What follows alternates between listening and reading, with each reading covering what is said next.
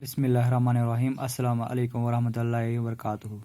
अज़ीज़ तलबा, जैसे कि आपको पता है कि हमने शुरू किया है डिज़ास्टर मैनेजमेंट और उसका हमने पहला टॉपिक जो है नेचुरल डिज़ास्टर्स, वो हमने परसों पढ़ा सैटरडे को। तो सबसे पहले उनमें नेचुरल डिज़ास्टर्स में से हमने सबसे पहले डिस्कस किया था फ्लड्स। तो इसी सिलसिले की कड़ी को जारी रखते हुए आज हमें पढ़ना है earthquakes. Earthquake is also a natural hazard और we can say natural disaster. Earthquake भी एक नेचुरल डिजास्टर है। तो सबसे पहले हमें पता होना चाहिए अर्थक्वेक किसको कहते हैं। Earthquake is a vibration of the surface of the earth. Vibration of the surface of the earth caused due to sudden release of energy stored beneath the surface of earth. Vibration moment, जमीन की जो ऊपरी सतह है, जमीन की जो ऊपरी तह है, वो हिल जाती है, वो हरकत में आ जाती है। ये हरकत में कैसे आ जाती है? रिलीज ऑफ एनर्जी, जो इसके अंदर एनर्जी मौजूद होती है, जब वो एनर्जी बाहर निकल आती है, जब वो एनर्जी बाहर निकलने की कोशिश कर रही है, जमीन के जो वो एनर्जी कैसे बाहर निकलती है? Energy comes out in the form of waves, जिनको हम सिस्मिक वेव्स कहते हैं। ये एनर्जी जो है, ये एक वेव की सूरत में बाहर आती है जमीन से। उन वेव्स को हम सिस्मिक वेव्स कहते हैं। और जब ये सिस्मिक वेव्स जमीन की ऊपरी तह में चलती है, ये जमीन को हरकत में लाती है, जमीन को हिलाती है, जिसको हम अर्थक्वेक का नाम देते हैं। ये जो अर्थक्वेक है, इसके मुख्तलिफ काजेज है, इसके मुख्तलिफ वजूहात है। ये क्यों आता है? इसके मुख्तलिफ वजूहात है। सबसे पहला वजूहात जो है वो है टेक्टोनिक। सबसे पहला वजूहात है टेक्टोनिक। अगर आपको याद होगा तो मैंने आपको, जब हम पढ़ रहे थे फिजिकल फीचर्स ऑफ इंडिया, तब मैंने आपको प्लेट टेक्टोनिक थ्योरी पढ़ाई थी। प्लेट टेक्टोनिक थ्योरी पढ़ाई थी। उसमें मैंने आपको बताया था कि प्लेट्स किनको बोलते हैं। लिथोस्फीरिक स्लैब जो होती है, तो ये भी बताया था कि बड़े 7 प्लेट्स हैं, छोटे लगभग 20 प्लेट्स हैं। और मैंने ये भी बताया था कि प्लेट्स 3 तरह के मोमेंट करते हैं: कंस्ट्रक्टिव मोमेंट, डिस्ट्रक्टिव मोमेंट और शीर प्लेट मोमेंट, या इसको हम ट्रांसफॉर्म मोमेंट भी कहते हैं। वो तो जब ये प्लेट्स मोमेंट करते हैं, ये प्रेशर क्रिएट करते हैं। इन प्रेशर से क्या होता है? एनर्जी जनरेट होती है। और ये जब एनर्जी जनरेट होती है, ये एनर्जी क्या करती है? ये रॉक्स पे प्रेशर डालती है। तो रॉक्स में फॉल्ट्स आते हैं, फ्रैक्चर्स आते हैं। जब ये फॉल्ट्स और फ्रैक्चर, रॉक्स के ऊपर ज़्यादा स्ट्रेस आ जाता है, तो क्या करते हैं? ये स्ट्रेस क्या करते हैं? ये एनर्जी रिलीज करते हैं in the form of seismic waves. और जब भी इस प्रेशर से, इस एनर्जी से जमीन के अंदर सिस्मिक वेव्स आ जाती है, तो हाँ, कुदरती तौर पर, नेचुरली तौर पर हम एक्सपीरियंस करते हैं, हम कहते हैं अर्थक्वेक आ गया। हम कहते हैं अर्थक्वेक आ गया। तो सबसे पहला काज जो है वो टेक्टोनिक काज है। उसमें क्या करते हैं? टेक्टोनिक प्लेट्स मोमेंट करते हैं, वो प्रेशर क्रिएट करते हैं, जिससे एनर्जी जनरेट होती है। और एनर्जी जब जनरेट हो जाती है, तो वो रॉक्स पे स्ट्रेस करती है। और नतीज क्या होता है? रॉक्स में फॉल्ट्स पड़ जाता है। जो ही फॉल्ट्स पड़ने शुरू हो जाते हैं, तो ये सिस्मिक वेव्स प्रोड्यूस करते हैं। और जो ही सिस्मिक वेव्स, जब ये एनर्जी सिस्मिक वेव्स की शक्ल में ज़मीन की ऊपरी तह में चलना शुरू कर देते हैं, तो ज़मीन हिलना शुरू कर जाती है, हम अर्थक्वेक एक्सपीरियंस करते हैं। तो ये थे पहला काज था, जिसको हम टेक्टोनिक काज कहते हैं, या टेक्टोनिक। ये किससे होता है? मोमेंट ऑफ प्लेट से। इसका जो दूसरा काज है वो वोल्केनिक। जैसे कि आपको पता है, वोल्केनिक मीन्स जो जमीन के अंदर हॉट गैसेस या मैग्मा होता है, जब ये एक होल के through, when this molten magma or hot gas comes out through a vent from the surface of earth, it results in the formation of volcanic eruption. When this volcanic material erupts, it causes seismic waves. ये seismic waves produce करता है। और seismic waves क्या करता है? ये earthquake, seismic wave से earthquake आता है। क्या होता है कि हमें सबको पता है कि ज़मीन के अंदर हॉट गैसेस है, और ज़मीन के अंदर जो चट्टानें हैं वो मोल्टन स्टेट में है, वो पिघली हुई चट्टानें हैं।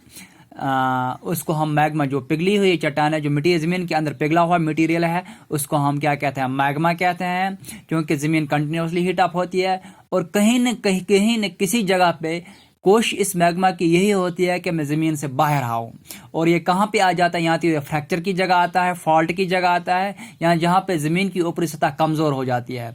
और जब ये बाहर आना शुरू हो जाता है, ये एक फोरस से बाहर आता है, एक फोरस से बाहर आता है। जो भी आसपास का इलाका हो, ये सारे इलाके में ये मोल्टन मटेरियल जो है, ये मैग्मा ये फैल जाता है। इससे क्या हो जाता है, ये जगह अंदर से खाली पड़ जाती है, ज़मीन की ऊपरी सतह वो नीचे अंदर धंस जाती है, जमीन के अंदर जा, जिससे क्या हो जाता है, जब एनर्जी, जब ये हॉट मोल्टन मटेरियल एरप्ट होता है, बाहर आता है, तो क्या है, उस वक्त ये ज़मीन के अंदर क्या सिस्मिक वेव्स प्रोड्यूस करता है। जब वो वेव ज़मीन के अंदर चलती है, वो सारी ज़मीन को शेक करता है, हिलाता है, जिससे वजह से क्या अर्थक्वेक आ जाता है। तो ये था दूसरा काज, यानी कि पहला काज टेक्टोनिक, दूसरा क्या है वोल्केनिक। जब वोल्केनिक मटेरियल और gases which are inside the surface of earth, when this material whom we called as magma erupts, it results in the formation of seismic waves, and these waves causes the earthquake on the surface of earth.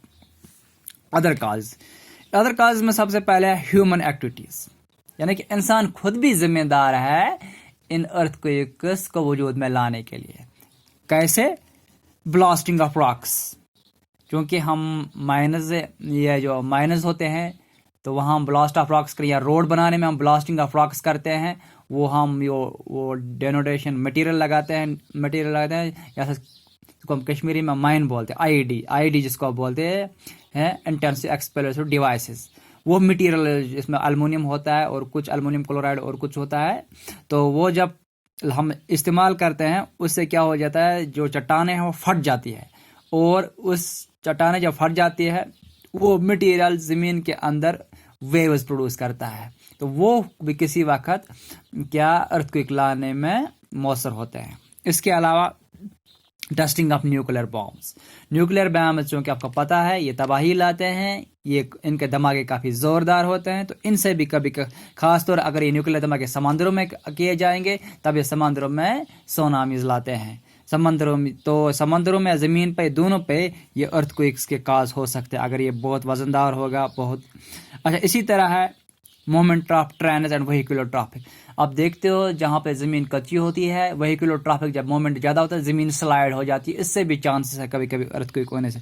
इसके अलावा हम जो पत्थर निकालते हैं खयों में, तत्श blast करा, तत्श vibration गसान, तो उससे भी खतरा रहता है। या कंस्ट्रक्शन ऑफ डैम, आप कहीं पर जगह पर डैम कंस्ट्रक्ट करते हैं, उससे पानी का, जब उसमें पानी बहुत ज़्यादा जमा होता है, कभी कभी कुछ टेक्निकल बनावट के वक्त टेक्निकल फॉल्ट रहता है, किसमें, यहाँ ज़मीन जो है ये मौजूद नहीं होती है, इसमें कहीं न कोई प्रॉब्लम होती है, तो क्या ये जो डैम होता है इसमें कहीं कंस्ट्रक्शन में प्रॉब्लम हो जाती है। इसकी वजह से भी कभी कभी अर्थक्वेक, क्योंकि जो पानी का वजन इस डैम में बढ़ता है, वो प्रॉब्लम क्रिएट कर देता है। इसके बाद इफेक्ट्स है। इफेक्ट्स में सर जो फिजियोग्राफी है वो चेंज होती है। ये जब अर्थक्वेक आता है, ये प्लेन को पहाड़ बना सकता है, पहाड़ को प्लेन में बना सकता है, या प्लेन को प्लेटो में कन्वर्ट कर सकता है, या पहाड़ को प्लेटो, कोई भी जो ज़मीन की सरफेस है वो इसको कम्प्लीटली चेंज कर सकता है।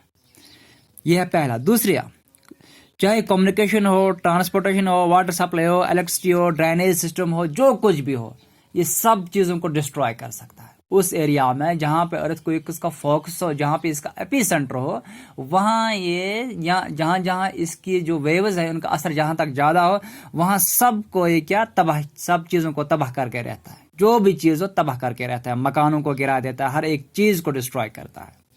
इसके अलावा एग्रीकल्चर लैंड बिकम्स यूजलेस, जैसे कि मैंने आपको अभी बोला, ये ज़मीन को तहस नहस कर देता है। हाँ, अगर ये वोल्केनिक ये अर्थक्वेक होगा, तो अगर वोल्केनिक एरप्शन निकला, जो भी ज़मीन होगी वहाँ सारे हॉट मोल्टन मैग्मा आएगा, और जो भी फसलें वहाँ पे या ज़मीन होगी वो सारी तबाह हो जाएगी, वो किसी काबिल काश्त नहीं रह जाए। स्प्रिंग्स अगर होंगे वो डिसअपियर होंगे, स्प्रिंग्स चश्मे वो पूरे के पूरे गायब हो जाते हैं। लीकेज, हाँ, अब चूँकि आप ये नए नए न्यूक्लियर प्लांट बनाए, उनसे रेडिएशन लीकेज होती है। जब ये शेक हो जाती है तो उनसे रेडिएशन लीकेज हो जाती है, उससे भी एनवायरनमेंट को खतरा होता है, इंसान को खतरा, सारे क्रॉप, सब चीज़ों को खतरा पड़, पूरे एनवायरनमेंट को खतरा पड़ जाता है। तो ये हम बात कर रहे थे अर्थक्वेक। आज हमने पढ़ा अर्थक्वेक किसको बोलते हैं, इसके काजेज है क्या है, और इसके इफेक्ट्स क्या है। बाकी वसल्लम।